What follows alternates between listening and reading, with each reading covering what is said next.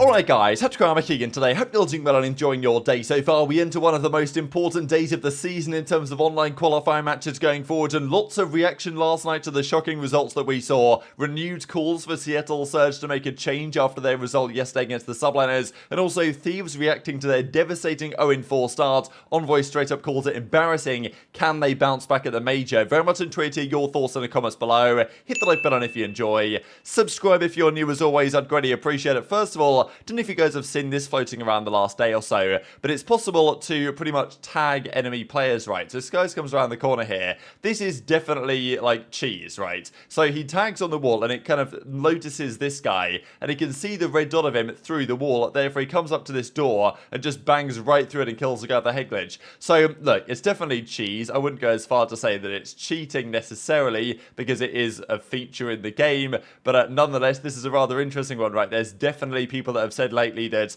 we know that the stair glitching, for example, that can occur on this map and others, when you get to the World Championship, is that going to be used? Is other cheese going to get used? Who knows? But this is one such example of some of the dodgy stuff you can do in this game. Also, further confirmation yesterday that FaZe kind of letting go of a lot of employees again. There's been a lot of reductions lately for many different esports teams. I've mentioned it before, but many people see this and they think, oh, you know, Atlanta FaZe are in trouble. And honestly, who knows what's going on with Atlanta Esports Ventures, but FaZe, the organization in Call of Duty, isn't owned by FaZe Clan, as let's say the Counter-Strike team is. It's owned by Atlanta Esports Ventures that partner with FaZe for branding effectively and stuff like that. So what this means for the future of the COD team, difficult to say, but yeah, FaZe in an increasingly tricky spot right now. And look, there's lots of organizations making layoffs because they need to stay profitable. So, you know, it's unfortunate for those that will be released or have been released. I haven't really seen too much of those that may well have been. But yeah, it's obviously not great right now, the esports landscape for many different esports as it stands. Speaking of esports though, I wanted to mention what the devs have to say on this, because I thought it was quite funny. There was a recent interview done where the developers were talking about how they make maps and how they, of course, target them for the competitive audience, right? I wouldn't expect them to, let's be honest, right? We don't expect them to go in and make these maps with the intention that they're going to play well in hardpoint. It would be nice if they had a few maps in every game that they launched so that actually they intended to be good for competitive, but even if they did, it might not necessarily work. So they said that when they design the maps, they first of all think about TDM, then search and destroy, and then domination, and then if they can, they'll squeeze in for CDL modes, hardpoint and control. Now, you know, they'll try and squeeze that in as best as they can. Do they really? I mean, I'm not so convinced. Apparently, though, the pros get one day, a whole day to play the game to test it before the release. But, of course, all the feedback the pros give isn't necessarily actually integrated into what the game wants to be. We've heard in the past that pros have said, yeah, we told them all our feedback and our concerns and our complaints, and then they just didn't do anything with it because they disagreed. So, not to say the pros are always right, but it would be nice if they got listened to a little bit more, and maybe it's going to be a similar story here coming up for Modern Warfare 3. Parasite gives a similar take. Bro, TDM will play like TDM on every map. These devs are dense. Test for your competitive map pool. The rest will be fun. And I do agree, right? I mean, games like Black Ops 2, you look at a lot of those maps that were great for competitive. The game played great for pubs as well, right? So there's a good balance there. If the map plays well for hardpoint, it's probably going to play well for TDM. So I almost feel like they're getting this the wrong way around, where if you design a map that's good for competitive, it's almost always going to be good for casuals. Now, yes, they want to make their kind of fun maps like the Santa Center border crossing or whatever with all the cars. Apparently that's fun for these developers, fair enough. But look, they want to make ones that are out of the box, that's fair enough. But for the majority of maps, if you build it from a competitive perspective ground up, it's going to work great for Dom and Search and TDM anyway, so I feel like maybe if they realised that it would be nice, but we're probably biased on this one. Let's dive into these matches from last night again, because the Surge one was outrageous for multiple reasons. Hydra's individual performance was absolutely out of control. 33 kills, 13 deaths in the control, 29 untraded kills, and the map before he broke the season search and destroy record and tied the all-time CDL record at 18. The all-time record is Crim6 back in Ghost at 20 kills. We believe Dashy also hit 20 in a match that was off stream during World War II, and I'm pretty sure that Huke got to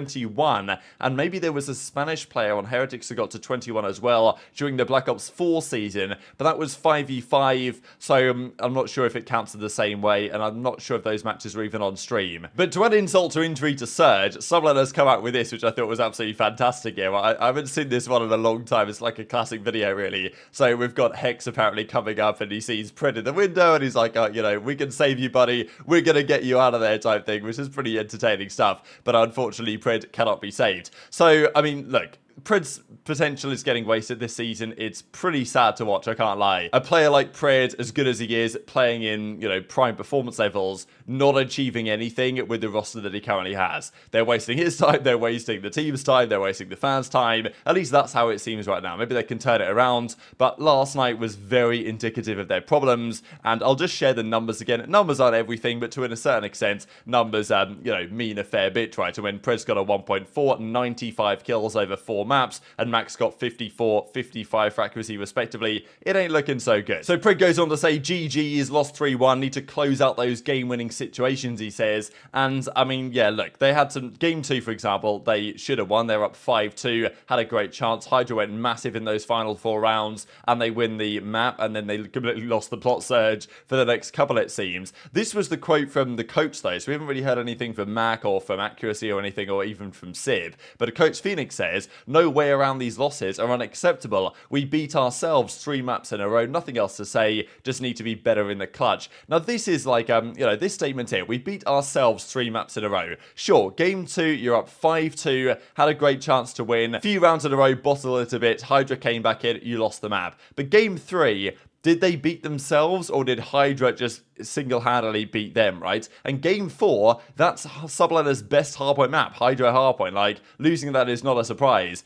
It's just an interesting statement for me, because we beat ourselves says to me that Phoenix thinks that they were better, right? They were the better team in all those maps that they lost, and, you know, they just played bad, even not to their level, and therefore Subliners won. Whereas I don't think that's really the case, right? I mean, fundamentally, they lost to a better team on those 3 maps, and to a better individual set of players on that team compared to their team. So, yeah, I don't really buy this whole idea that we beat ourselves. It just seems like a mentality of, oh, yeah, our team is absolutely fine. We're just, you know, not executing on some situations, which in part is probably true, but at some point you've surely got to realize the team just isn't good enough, no? I mean, I don't know, I feel like it's been this way for quite some time now. So that's when the question comes around Gwinn again. He's been frying in challenges on an SMG and on an AR, whatever they would potentially need him to do. This is the only change they could make. You're only allowed, as it stands, I believe, to make changes from that substitute position. Gwinn is their sub, good player in Search and Destroy, and as you can see, it's been dropping like 41 in the game last night. So he's been, you know, doing good numbers, and even Parasite was making the points again, and I think for good reason yesterday. Look, Mack isn't really performing, especially in the Search and Destroy.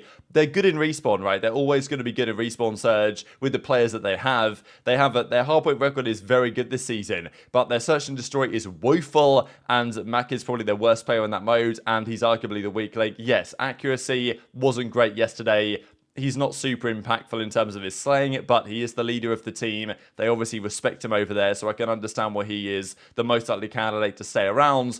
But at this point, it's like, is there anything to lose by trying out Gwinn? They won't do it for tonight because there's just, you know, 1 day before their match against Vegas. But if they were to lose today, start and lose this going into the major, you would think they might consider something, but it almost gets to the point where it's just too little too late, right? And it feels almost pointless to try because, you know, you've wasted so much time now when you could have made this change that they probably won't even bother. So definitely intrigued to your thoughts in the comments below. The other series, of course, was Rokkr versus Thieves. A massive result here. Thieves go down 0-4 start here to the qualifiers, and okay, it's probably going to be a 1-4 finish. They play London, but that's not good enough to make winners brackets, as Tatch's got gunned a couple of times, still getting the rust off, and Dashy was pretty happy to see him back in the league here. And obviously, as we saw yesterday, Nature was trolling them, and basically just dropped him with the get ready to learn Chinese buddy live on the timeline. If I saw this and I was a player on their team, frustrated after the loss, I wouldn't be so happy about it. And I know that Nature thinks, oh, well, you know, they'll turn up on LAN, they just won the last major. But if you start in losers at Major 5,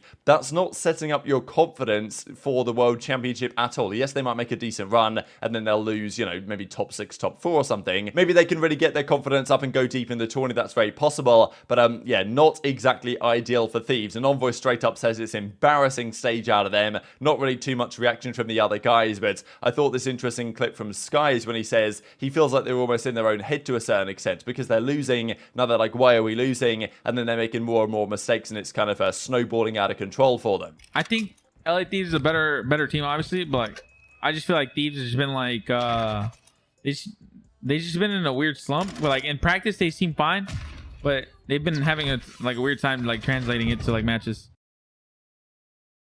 They're just like, I don't know, they might be in their heads or something just for like their matches online to split. When you get in the losing cycle like that, it's kind of AIDS. You can't be serious. Dexerto tweeted LA Thieves have fallen. Can you just show Nate Shot's tweet, please, Riley?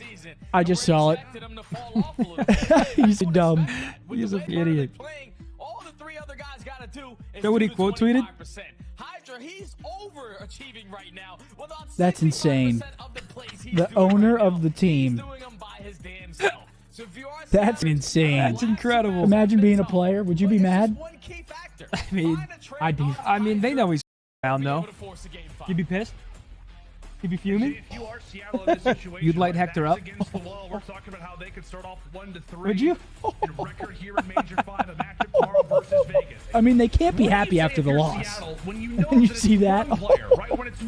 So definitely credit is due on the Minnesota Rokkr side of things. Even Attach was giving credit to Crim6, who spoke to him and said, look, I need you to play with some more furiosity, which, you know, he was like, I don't know if that's even a word, but still it got the point across. Thought it was quite nice to see really there. So glad to see Attach back in the league and hopefully thriving on this Minnesota Rokkr squad, even though part of me does still want Vegas to qualify, right? So we'll see if they can manage to do that, and we'll talk about how they might in a couple of minutes' time. Quickly, though, on Thieves before we close out, COD League actually came up with a brand new player stats page they put up here where you can see all the stat leaders in the categories and even all the player stats. Pretty cool, actually. So if you look all player stats, I might be able to order this, yes, sort by points. So you guys can see over the entire season, these are the players with the most points scored. So Simp actually was leading until yesterday. Envoy is now leading at 454,000 points scored over the season. This is generally going to go to the players that have, you know, played the most games, but this includes kind of everything, right, in terms of your score in the game itself. So kind of a funny stat, but you can order everything else like KD and stuff like this to see Cellium at the top as expected. But in terms of stat leaders, there's a few good ones here. You see a lot of Thieves representation, Octane in the hill time, control points captured, also leading up the assist. That was kind of remarkable that Simp is here in the top 5 hardpoint hill time players, which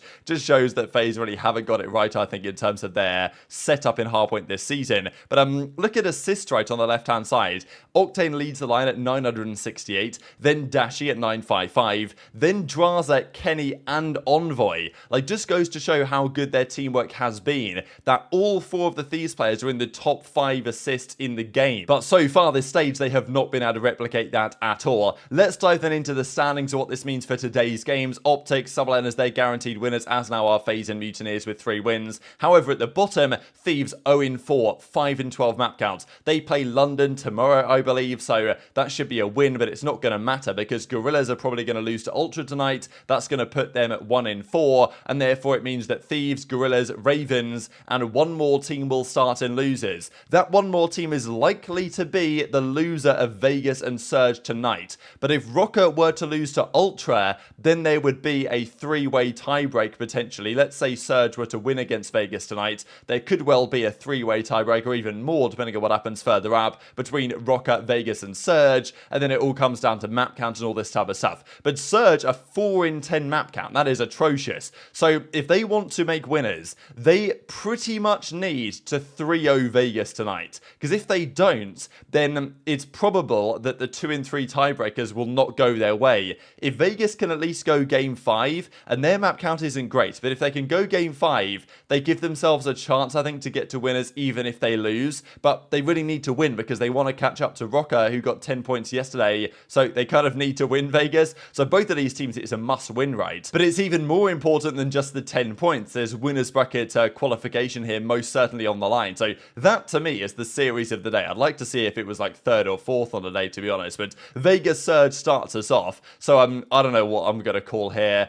I feel like Surge could do it, but I want to take Vegas 3-2, right? I don't really trust Surge in the Search and Destroy. Then Florida versus OpTic. This could be very interesting because Florida have been killing it lately. I don't think they'll match up to OpTic, but I'm actually going to take OpTic 3-2 here. I feel like this could be competitive, and they're going to push them to the distance. Then Ultra should handle business on the Guerrillas, and then FaZe Breach should be a FaZe victory, but it's always interesting against a top 8 team when FaZe tend to struggle. So again, I think a 3-1 for FaZe. This is where there's going to be a test here for FaZe as to whether their respawn has actually improved or whether it was all just a facade because they played London last time around. But very much enjoyed your thoughts in the comments below. Hit the like button if you enjoyed. Subscribe if you're new. Take care, and I'll see you next time. But I want to low-key buy his book. I'm not a book guy, but I'll tell you right now, I'll read that guy's book, or I'll read it through through sound. You know what I'm saying? What's that called? Where like you could hear the book?